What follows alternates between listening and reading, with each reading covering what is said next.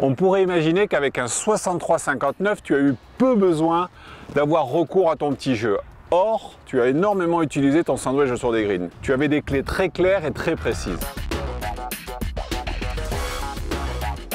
Absolument, la clé qui était décisive pour moi, c'était de travailler uniquement sur le point de chute et pas du tout penser à ma technique ou à mon contact. Donc je visualisais un point de chute qui était très clair et c'est quelque chose que je faisais souvent quand j'étais en tournoi et je m'adaptais en fonction de la dureté ou non des greens. J'essaie de rester simple, peu dans la technique, énormément de situations, 1 ou 2 balles et je tourne autour pendant 1 heure ou 2 autour d'une chipping green et toujours en visualisant mon point de chute et c'était pas mal. C'était l'effort que je faisais sur les entraînements, c'était de visualiser bien un point de chute avant.